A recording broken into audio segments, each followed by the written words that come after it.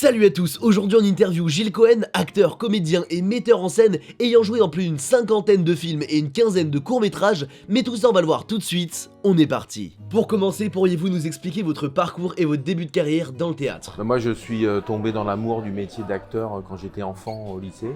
On faisait des pièces de Molière et j'ai tout de suite compris que ma vie était là. Ça serait ma vie plutôt que mon métier. C'est un métier qui nécessite un engagement au quotidien, à tous les instants, parce qu'en réalité, quand on est acteur, on est tout le temps dans une posture de travail. Donc c'est comme ça que j'ai découvert ce métier, voilà, en faisant du théâtre au lycée. Vous avez fait les cours Florent sous la direction de Francis Huster, quel impact a-t-il eu dans votre carrière? Un impact, je dirais, énergétique et pas plutôt intellectuel ou pédagogique. C'est un type qui, à l'époque, il devait avoir pas loin de 40 ans, il faisait des films qui marchaient un peu pendant quelques années. C'était un type un peu tout fou de la comédie française, qui aimait ses élèves comme ses enfants. Donc il y avait beaucoup d'amitié, de tendresse, il nous transmettait une énergie, une envie de théâtre. Il nous emmenait au cinéma, il nous achetait des croissants, on répétait chez lui. C'était sympathique, quoi. À 23 ans, vous avez mis en scène votre première pièce de théâtre, puis vous avez créé votre compagnie. Pourquoi écrire ses propres pièces et créer une compagnie? Non, mais ma compagnie, je l'ai créée à un moment où j'avais envie de prendre les choses moi-même en main, mais je l'ai mise de côté. Là, je l'ai remontée. On essaye de faire les choses par soi-même aussi, d'être à l'origine de projets. Parce que le métier d'acteur, il n'est pas tout le temps dans des offres de travail, hein. On passe beaucoup plus de temps à attendre qu'on nous offre des projets plutôt qu'à les faire, quel que soit notre niveau social. Même chez les gens très célèbres, ils attendent des projets. Aux États-Unis, les acteurs deviennent très vite producteurs. Moi, j'aime le théâtre, alors j'ai monté une compagnie et je fais les spectacles que j'aime. Là, je suis en train d'écrire une pièce avec Sophie Filière, qui est une super cinéaste, qui a fait de très beaux films, comme Un chat, Arrête-moi si, arrête ou je continue, ou des films comme ça. On a écrit une pièce qui s'appelle Molière attendra. Et ce sont des répétitions d'un spectacle, c'est un spectacle sur l'art de l'acteur. Après un arrêt de plus de 10 ans dans le cinéma, vous êtes revenu avec Roi et Reine et Deux battre mon cœur s'est arrêté. Que signifient ces deux films pour vous? Je pense que c'est un peu grâce à ça que j'ai rejoué dans des films, parce que moi j'ai interrompu le fait d'être acteur entre l'âge de 20 ans et 40 ans. Entre l'âge de 20 ans et 40 ans, je voulais plus être acteur, je faisais plutôt de la mise en scène de théâtre, de la pédagogie, j'écrivais. Et après je suis redevenu acteur, je pense grâce à Jacques Audiard qui m'a proposé de faire des essais pour son film. Je pense qu'il m'a vu moi dans ce rôle-là.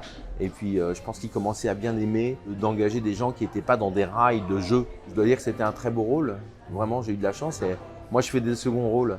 Et c'était un très beau second rôle avec un grand metteur en scène qui m'a laissé beaucoup de place pour pouvoir, il me demandait d'improviser, de m'amuser, il a laissé beaucoup de place à l'improvisation. Il y a des scènes dans ce film qui sont entièrement improvisées. Sur Roi et Reine, c'était plus court, mais aussi chouette parce que Arnaud Desplechin est un metteur en scène très talentueux. J'ai tourné 2 fois avec lui, 2 fois des petits rôles. Mais à chaque fois, j'ai trouvé que ce qu'il y avait d'intéressant, c'est qu'il me regardait et qu'il portait un vrai regard, bien sûr sur la façon dont il me filmait, mais la façon dont il me regardait. C'est un peu ça qu'on attend quand on est acteur, quoi. Tout au long de votre carrière, vous avez échangé et joué avec de nombreux grands noms du cinéma français. Quelle est la rencontre qui vous a le plus marqué? J'ai beaucoup aimé rencontrer des tas d'acteurs.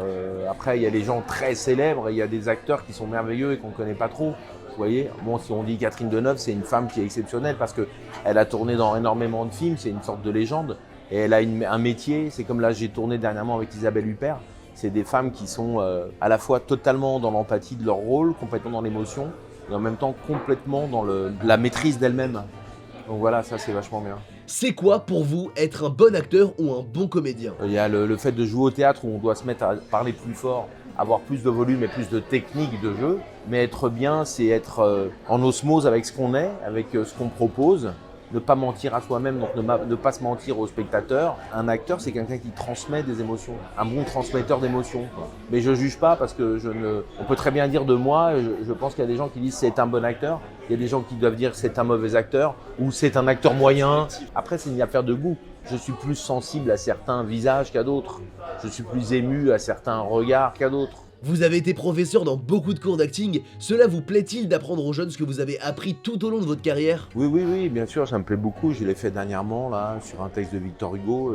Ça me plaît beaucoup d'être en contact avec la jeunesse pour pouvoir moi-même aussi récupérer une part de leur univers, de leur talent, de leur imagination. Et puis j'aime bien l'idée de la transmission. La transmission parce qu'on a peur, vous savez, on fait un métier éphémère où les choses s'effilochent, les choses s'effacent, surtout dans le théâtre. Donc c'est bien qu'on transmette. Moi j'ai travaillé avec des metteurs en scène qui m'ont transmis beaucoup de choses. C'est même des mecs qui sont morts, comme un type comme Patrice Chéreau, mais c'est un type que j'oublierai jamais ce qu'il m'a dit. Et ça sera toujours ancré en moi. Les deux. Jacques Audiard. Les deux. Cours Florent. Jouer. Bah de toute façon, enseigner, c'est apprendre, et apprendre, c'est enseigner. Enfin, je veux dire, c'est pareil pour moi. Des projets à l'avenir? Des projets, j'ai tourné dans des films cette année. Le film avec James Hutt, le nouveau jouet, dans lequel je remplace, reprends le rôle qu'avait créé Michel Aumont, qui est un acteur de la comédie française. Donc c'était pour moi sympa. Et puis je joue aussi dans un film avec Isabelle Huppert. Je trouve que c'est une actrice extraordinaire. J'ai eu beaucoup de chance de partager 3 jours de tournage en sa présence. J'espère que je la retrouverai un jour sur un autre projet plus conséquent. Voilà, je fais des tas de trucs, j'écris une pièce. Merci beaucoup à vous. Et Merci encore à Gilles Cohen pour sa gentillesse et au cinéma Comédia pour nous avoir accueillis comme d'habitude, mais cette fois-ci dans le cadre du Festival Lumière 2022. On se retrouve d'ailleurs la semaine prochaine pour une vidéo exclusivement dédiée au Festival Lumière. En attendant, n'oubliez pas de liker cette vidéo, de la partager et de vous abonner à la chaîne. Moi je vous laisse là-dessus parce que j'ai encore un beau programme qui m'attend. Bye.